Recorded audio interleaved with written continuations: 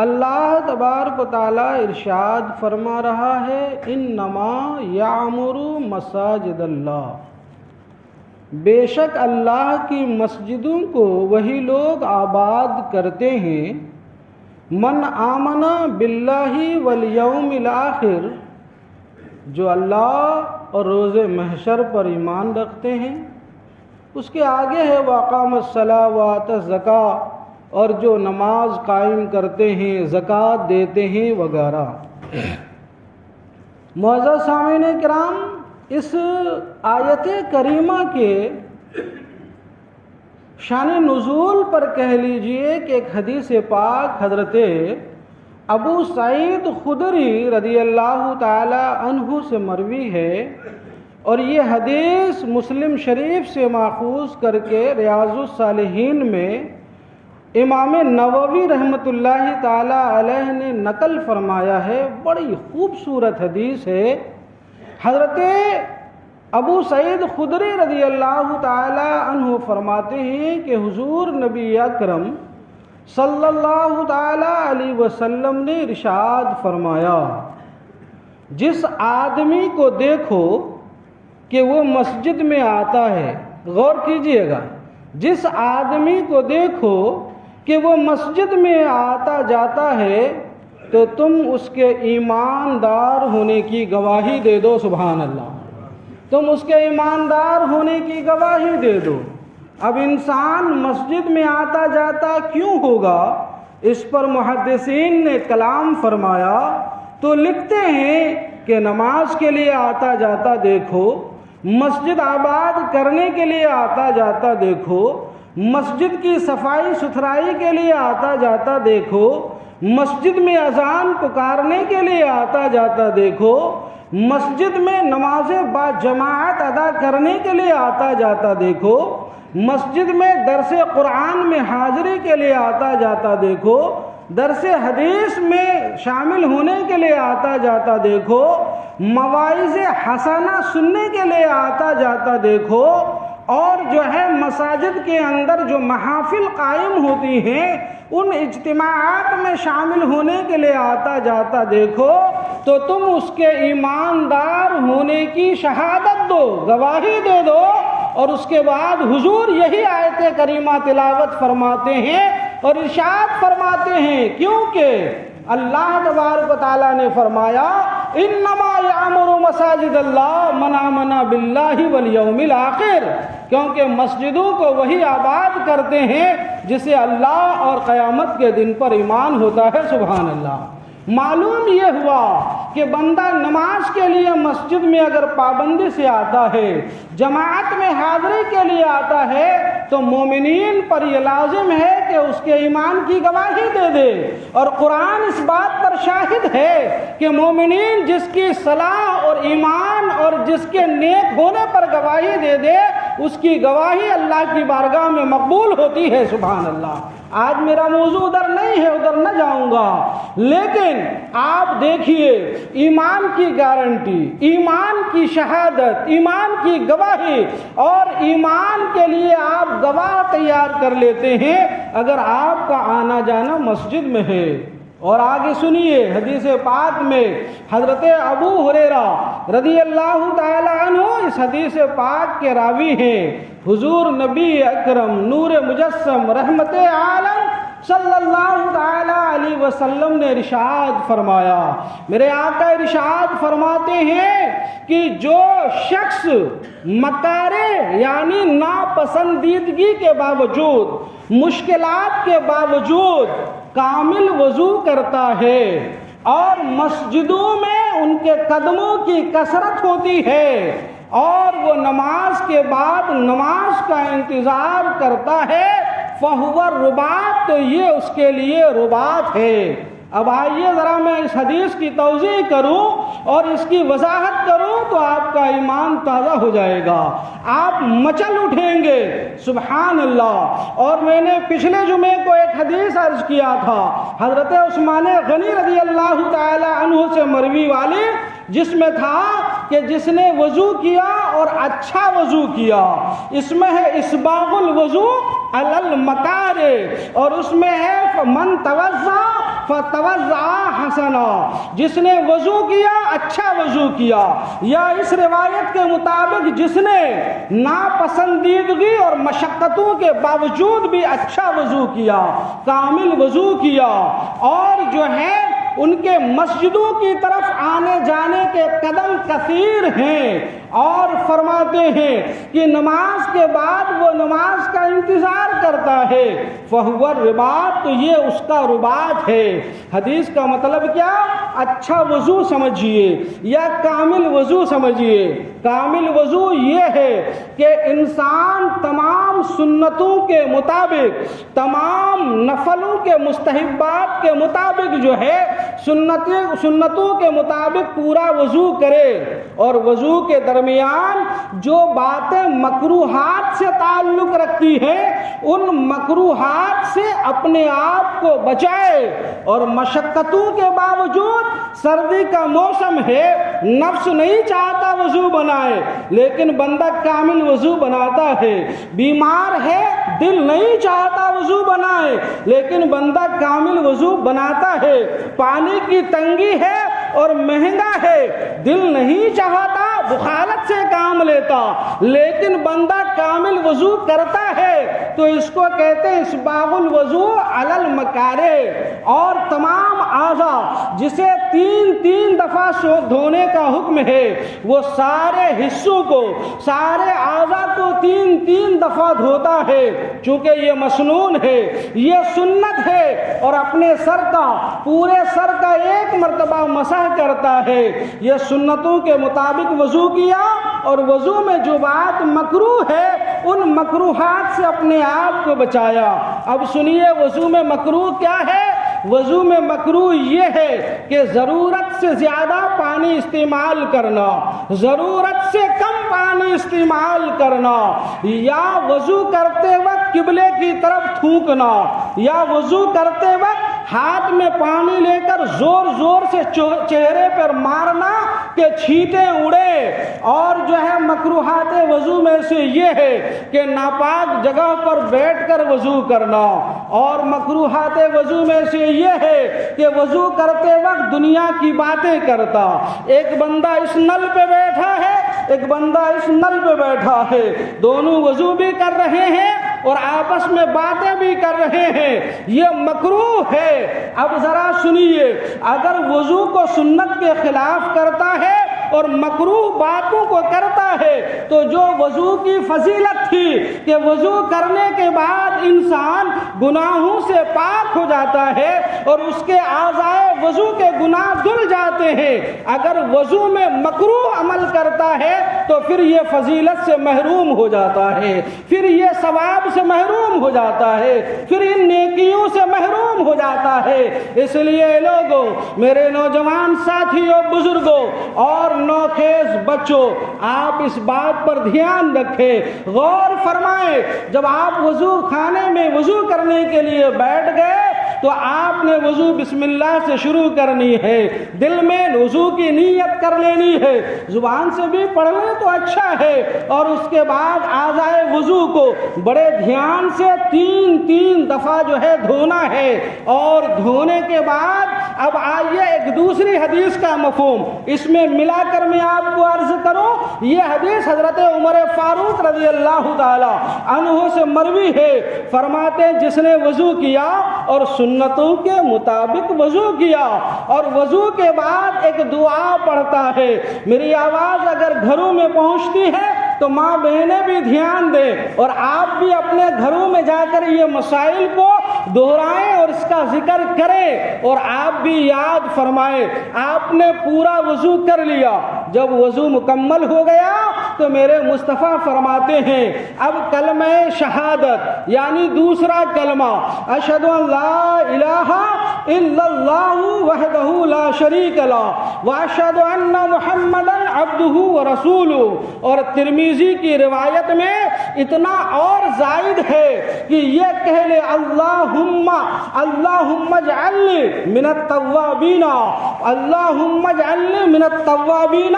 وَاجْعَلْنِي مِنَ الْمُتَطَّهِرِينَ۔ اور ایک روایت میں یہ ہے کہ سورہ انا انزلنا کی تلاوت کر لے۔ اب محدثین علامہ جو ہے ملا علی قاری علیہ رحمہ مرقات میں فرماتے ہیں اے مومنین یہ ساری خوبیاں تو آپ کے لیے ہے، یہ برکتیں تو آپ کے لیے ہے، یہ رحمتیں تو آپ کے لیے ہے، تو کیوں نہ اچھا ہو کہ وضو کے بعد دوسرا کلمہ بھی پڑھ لیجئے، وضو کے بعد جو ہے یہ دعا بھی پڑھ لیجئے، اور سورہ انا انزلنا یاد ہو تو وہ بھی پڑھ لے، اور اگر نہیں تو کم سے کم دوسرا کلمہ ہی پڑھ لے۔ اب میرے آقا ارشاد فرماتے ہیں جس نے وضو کے بعد یہ دعائیں پڑھ لی، اللہ اکبر اللہ اکبر، میرے مصطفیٰ فرماتے ہیں اس کے لیے جنت کے 8 دروازے کھول دیے جائیں گے اور اسے ہر دروازے سے پکارا جائے گا اے محبوب رب العالمین جس دروازے سے جی چاہے جنت میں چلا آ، سبحان اللہ، جنت میں چلا آ۔ اب آپ فرمائیے ذرا یہ بنیادی اور جو ہے اسلامی یہ باتیں جو ہمارے لیے لازم اور ضروری ہے، اسے الگ سے کرنے کے لیے محنت کی ضرورت نہیں ہے، مشقت کی ضرورت نہیں ہے، بس آپ نے عادت بنا لینی ہے۔ جب عادت بنا لیں گے آپ کا وضو بھی ہوگا، طہارت بھی حاصل ہوگی، ایمان بھی کامل ہوتا چلا جائے گا اور ثوابوں کا ڈھیر بھی ملتا چلا جائے گا۔ یہ تو ہوا اسباغ الوضو یا وضو علی المکارہ۔ اور آگے سنیے حضور کیا فرماتے ہیں کہ نماز کے بعد جو ہے مسجدوں کی طرف ان کے قدم کا کثرت کثیر ہونا، یعنی مسجدوں میں جماعت کے ساتھ نماز کے لیے ہر وقت حاضر ہوتا ہے، تو ہر ایک قدم کے بدلے میں اللہ ایک گناہ مٹاتا ہے اور ایک قدم کے بدلے میں ایک درجہ بلند فرماتا ہے، سبحان اللہ، بلند فرماتا ہے۔ اور سنیے اور فرماتے ہیں میرے آقا کہ وہ مسجدوں کی صفائی کے لیے آتا ہے تب بھی ان کے قدم پر یہ ثواب اور درجات کی بلندی، مسجدوں کو آباد کرنے آتا ہے، مسجدوں کو روشن کرنے آتا ہے، مسجدوں سے نمازیوں کو بلانے آتا ہے، ان سب کے لیے رب کائنات نے اپنی رحمت سے یہ ثواب کا دریا ٹھاٹھے مارتا ہوا اور معجزن رکھا ہوا ہے۔ اللہ اکبر۔ اس کے بعد میرے آقا فرماتے ہیں انتظار الصلاۃ بعد الصلاۃ، نماز کے بعد نماز کا انتظار۔ قسم خدا کی محدثین کی تحریریں اور تشریحات جب پڑھے تو آپ کے مارے خوشی کی آنکھیں آنسوں سے لبریز ہو جاتی ہے۔ اے میرے رب کائنات تو نے ہم گنہگار بندوں کے لیے رحمت کا دامن کتنا وسیع و عریض رکھا ہے۔ میرے آقا رحمت للعالمین ارشاد فرماتے ہیں انتظار الصلاۃ بعد الصلاۃ، نماز کے بعد نماز کا انتظار کرنا۔ اگر کوئی نماز کے بعد نماز کا انتظار کرتا ہے تو وہ نماز کے اندر ہی ہے، سبحان اللہ، وہ نماز میں ہی ہے۔ اس لیے فقہا فرماتے ہیں کہ اگر مسجد میں آپ نماز کا انتظار کر رہے ہیں، جماعت کا انتظار کر رہے ہیں، ابھی تکبیر میں وقت ہے اور سنتیں پڑھ لیے ہیں، تو انگلیوں کو انگلیوں میں ڈال کر یوں کینچی بنا کر بیٹھنا مکروہ ہے۔ اور اس کراہت کی وجہ یہی فرمایا ہے کہ آپ نماز کے انتظار میں ہیں، تو جو نماز کے انتظار میں ہوتا ہے وہ فرمان مصطفیٰ کے مطابق نماز ہی میں ہوتا ہے، سبحان اللہ۔ اس لیے ایسا کرنا مکروہ ہے۔ اور دوسری باتیں بھی جو دوسری گفتگو میں عرض کروں گا، یہ نماز کا انتظار، اب دیکھیے نماز کا انتظار 2 طریقے سے ہو سکتا ہے۔ ایک انتظار یہ کہ اذان کا وقت ہو گیا، آپ مسجد میں آ گئے، اب اذان ہو رہی ہے، مسجد میں بیٹھ کر جماعت کے انتظار میں اذان سن رہے ہیں، سنتیں ادا کر لی، اب آپ بیٹھے ہوئے نماز کا انتظار کر رہے ہیں جب تک ابھی جماعت قائم نہیں ہوئی ہے۔ میں نے کیا عرض کیا تھا، ابھی نماز شروع نہیں ہے، ابھی نماز کی صرف تیاریاں چل رہی ہے اور ثوابوں کا ڈھیر آپ دیکھتے چلے جائیے، نیکیوں کا انبار دیکھتے چلے جائیے۔ نماز کے انتظار میں بیٹھے ہیں، آپ نماز ہی میں ہیں، آپ نماز ہی میں ہیں، نماز کا ثواب آپ کو مل رہا ہے، سبحان اللہ۔ یا آپ نے عصر پڑھ لی، مسجد میں بیٹھے ہیں، مغرب پڑھ کے ہی گھر جاؤں گا، مغرب پڑھ لیا، عشاء پڑھ کر ہی گھر جاؤں گا، یہ نماز کے بعد نماز کا انتظار ہے، گویا بندہ نماز ہی میں ہے۔ اور دوسرا طریقہ جو محدثین نے لکھا، قربان جاؤ علماء کے قلم کی روشنی پر، اسی لیے تو کہا جاتا ہے علماء کے قلم سے جو روشنی نکلتی ہے قیامت کے دن وہ شہید کے خون سے بھی زیادہ وزنی اور بھاری ہوگا۔ محدثین لکھتے ہیں نماز کا ایک انتظار یہ ہے کہ آپ کا جسم گھر میں ہے، آپ کا جسم دکان میں ہے، آپ کا جسم کاروبار میں ہے، آپ کا جسم جو ہے بازار میں ہے، لیکن آپ کا دل مسجد میں لگا ہوا ہے۔ سبحان اللہ۔ آپ کا ذہن اذان کی طرف لگا ہوا ہے، اذان کے وقت کو سوچ رہا ہے، آپ کام بھی کر رہے ہیں لیکن دل مسجد کی طرف لگا ہوا ہے۔ نماز کا وقت ہے تو نماز پڑھنے جانا ہے، تو اب دکان میں آپ کی دکانداری بھی چل رہی ہے اور نماز کے انتظار کا ثواب بھی مل رہا ہے۔ سبحان اللہ۔ نماز کے انتظار کا ثواب بھی مل رہا ہے۔ یہ نماز کا انتظار الصلاۃ بعد الصلاۃ، نماز کے بعد نماز کا انتظار کرنا۔ اس کے بعد میرے آقا نے فرمایا ہوا رباط، اے لوگو یہ ایسا عمل ہے کہ یہی رباط ہے۔ رباط شاید آپ میں سے اکثر لوگ نہ سمجھتے ہو، سنیے محدثین فرماتے ہیں رباط کا ایک لغوی معنی ہوتا ہے گھوڑا پالنا، اور رباط کا ایک اصطلاحی معنی ہوتا ہے اسلام کی طرف سے جہاد میں جانے کے لیے، جہاد کی تیاری کے لیے گھوڑا پالنا۔ اور اس کا ایک معنی یہ ہوتا ہے کہ اسلامی ملک کی جو سرحد ہے اس سرحد پر بندہ تعینات کھڑے ہو کر اسلامی ملک کی حفاظت کے لیے جو کھڑا رہتا ہے، اللہ تبارک و تعالی جو اس بندے کو ثواب عطا فرماتا ہے وہ ثواب نماز کے بعد نماز کا انتظار کرنے والے کو عطا فرماتا ہے۔ سبحان اللہ۔ گویا بندہ اسلامی سرحد کی جو ہے سرحد پر حفاظت کے لیے تعینات ہے اور کھڑا ہے۔ اللہ اکبر۔ اور سنیے علماء لکھتے ہیں اللہ اکبر دونوں میں مناسبت کیا ہے؟ وہاں ملک کی حفاظت کے لیے سرحد پر ایک بندہ بندوق تلوار اور نیزے بھالے لے کر کھڑا ہے کہ دشمن کہیں ہمارے اوپر ہمارے ملکوں پر حملہ آور نہ ہو جائے۔ یہاں بندہ نماز کا انتظار مسجد میں کر رہا ہے اور ملک کی سرحد پر کھڑا ہو کر پہرا دینے کا ثواب فرماتے یہ پہرا اس لیے ہے کہ جب بندہ نماز کے بعد نماز کا انتظار کرتا ہے تو شیطان جو اس کا دشمن ہے اور اس کا ملک جو دل ہے اس دل پر حملہ کرنے کے لیے ہر دم تیار رہتا ہے۔ جب بندہ نماز کے بعد نماز کے انتظار میں رہتا ہے تو گویا شیطان کے مقابلے میں وہ اپنا ملک یعنی دل کی حفاظت کے لیے تعینات کھڑا ہے۔ سبحان اللہ۔ اسی لیے یہ ثواب عطا کیا جاتا ہے۔ یہ لوگوں دیکھا آپ نے نماز ابھی شروع نہیں ہوئی ہے، ابھی نماز کی تیاری چل رہی ہے، نماز کا ارادہ چل رہا ہے، نماز پڑھنے کی آپ تیاری فرما رہے ہیں، ابھی نماز میں کھڑا نہیں ہے کہ اتنے سارے ثواب رب کائنات صرف آپ کی نیت پر، آپ کے ارادے پر، آپ کی تیاری پر، آپ کے من بنا لینے پر، آپ کا دل لگ جانے پر عطا فرما رہا ہے۔ تو بتاؤ جو رب کائنات جو رب العالمین آپ کو نماز کی تیاری پر اتنا ثواب اور نیکیاں عطا فرماتا ہے تو جو بندہ پابندی سے نماز ادا کرے رب کائنات اسے کتنا ثواب عطا فرماتا ہوگا۔ ایک بار درود پاک پڑھی اللہم صلی علی سیدنا مولانا محمد بارک وسلم صلاۃ و سلام علیک یا رسول اللہ، صلاۃ و سلام علیک یا حبیب اللہ صلی اللہ تعالی علیہ وسلم۔ حضرت ابو امامہ رضی اللہ تعالی عنہ اس حدیث پاک کے راوی ہیں۔ یہ حدیث بھی جو ہے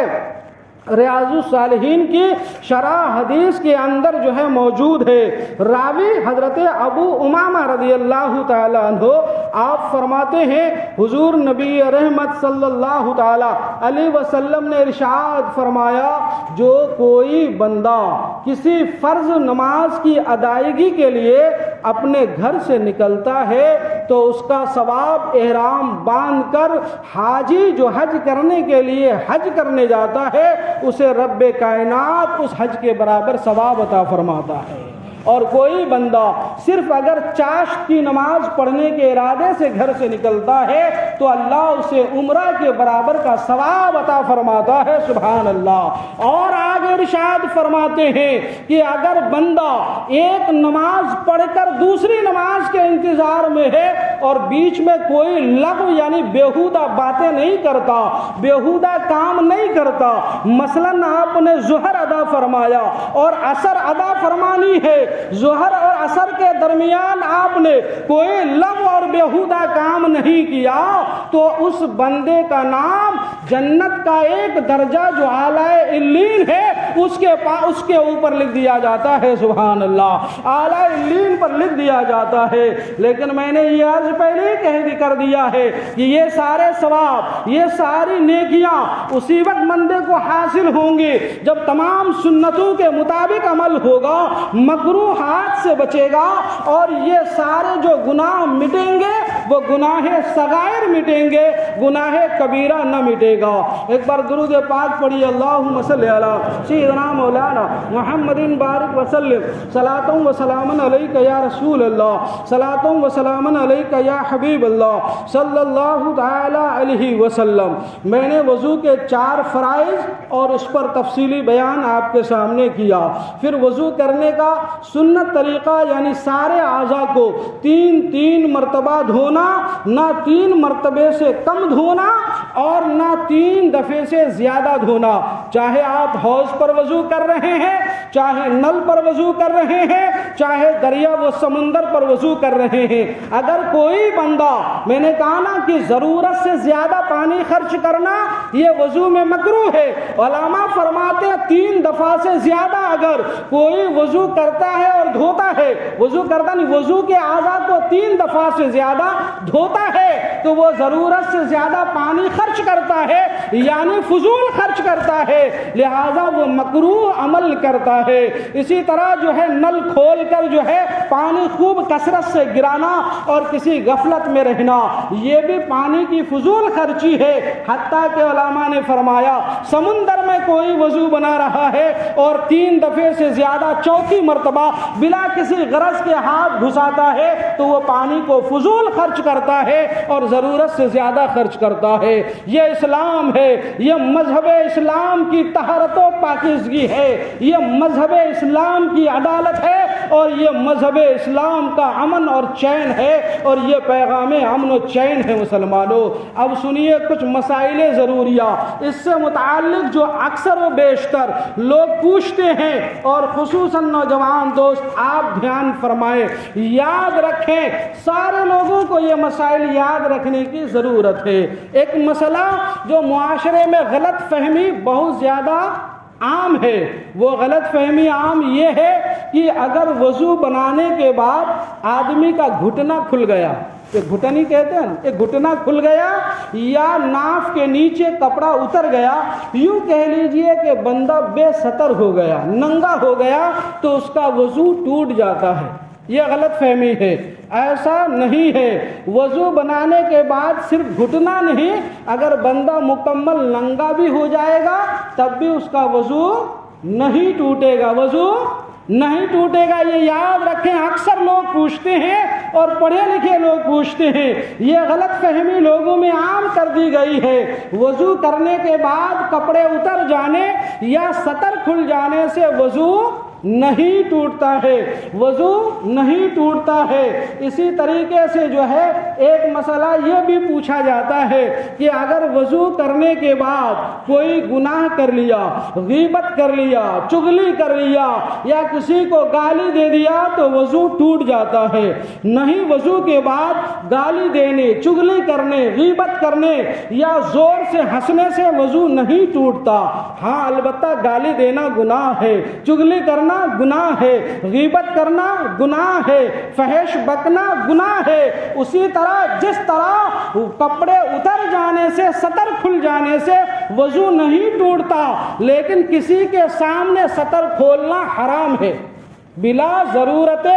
شرعیہ کے کسی کے سامنے گھٹنا کھولنا، گھٹنے سے ناف یعنی ناف سے گھٹنا، اس کے درمیان کا حصہ کھولنا ناجائز اور حرام ہے۔ اگر بندہ کھلی جگہ نہاتا ہو تو اس حصے کو موٹے اور ایسے رنگین کپڑے سے ڈھانک کر نہائے جس سے سطر جھلکنا نہیں چاہیے۔ ایک چیز یہ ہے۔ دوسری چیز یہ ہے کہ لوگ بہت سے نوجوان دوست ہم سے پوچھتے ہیں کہ حضرت غسل کرنے کی نیت اور دعا کیا ہے؟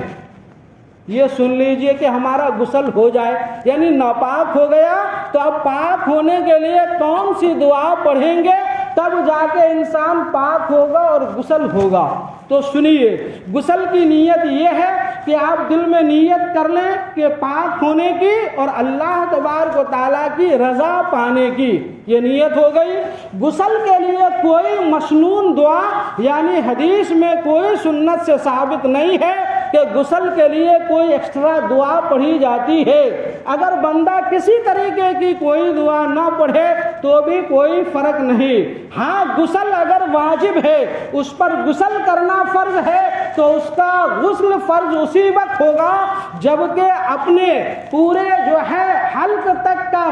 جس کو غرارہ کہتے ہیں، غرغرہ، اس طریقے کا کلی کر لے گا، ناک کی نرم ہڈی تک 3 مرتبہ پانی پہنچا لے گا اور سر کے بال سے لے کر پاؤں کے ناخن تک جسم کے ہر حصے میں جہاں پانی پہنچانا ممکن ہے اسے بھگو لے گا اور 1 مرتبہ پانی بہا لے گا، تب جا کے وہ پاک ہوگا، چاہے وہ مرد ہو چاہے عورت ہو۔ اب اس پہ بہت سی چیزوں پہ دھیان دینے کی ضرورت ہے، ساری تفصیلات کا وقت نہیں۔ آپ علماء سے پوچھیں، ائمہ سے پوچھیں اور جانکار لوگوں سے معلوم کریں یا کتابوں کا مطالعہ کریں۔ آدمی بڑے پیٹ والا تونگ والا ہے، بیٹھ کر نہاتا ہے تو اس پر لازم ہے کہ دھیان دے کہ پیٹ کے نیچے کا حصہ جو مڑ جاتا ہے وہاں بیٹھ کر نہانے میں پانی نہیں جاتا۔ توند بڑا ہے تو ناف کا سوراخ بڑا ہو جاتا ہے،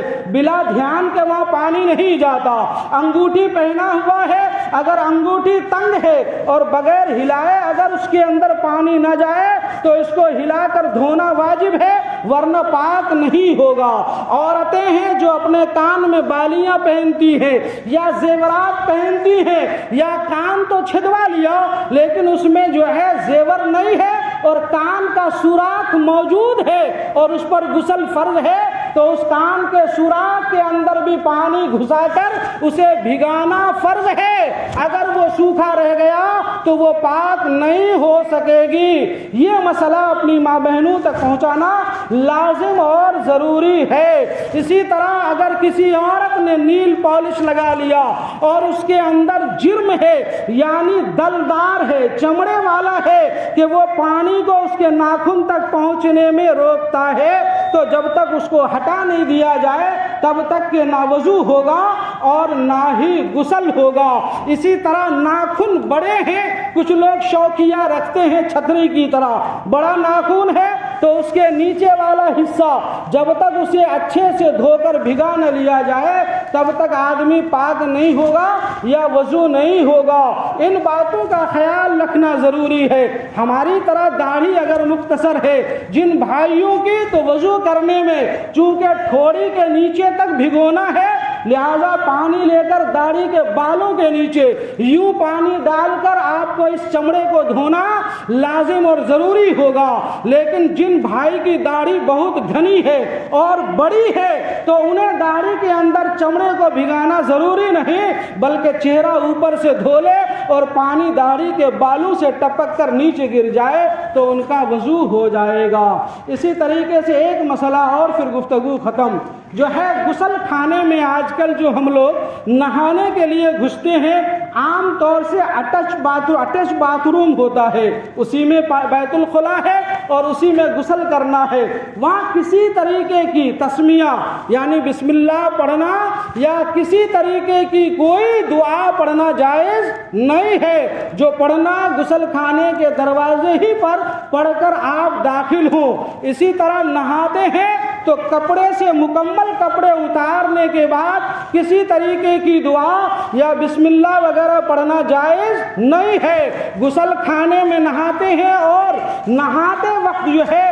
اپنا چہرہ قبلے کی طرف کرنا یا اپنی پیٹھ قبلے کی طرف کرنا یہ بھی درست نہیں ہے۔ چہرہ اور پیٹھ جو ہے دکھن اور اتر ہو جانا چاہیے۔ وقت 1 منٹ آپ کا میں نے آج زیادہ لیا، معذرت کے ساتھ۔ اور بہت سے ضروری مسائل ہیں جو آپ نے سیکھ لیا، جو باقی ہے وہ ہم سے پوچھ لیں، علماء سے پوچھ لیں، ائمہ سے پوچھ لیں، کتابوں میں مطالعہ کر کے سمجھ لیں۔ جو سمجھ نہ آئے اسے علماء سے سمجھ لیں، لیکن یہ لازم ہے، ضروری ہے، فرض ہے اور فرض عین ہے۔ اگر جہالت کی وجہ سے اور نہ جاننے کی وجہ سے کمی رہ جاتی ہے اور آپ ناپاک رہ جاتے ہیں تو کسی کی ایسے شخص کی نماز نہیں ہوتی، اور یہ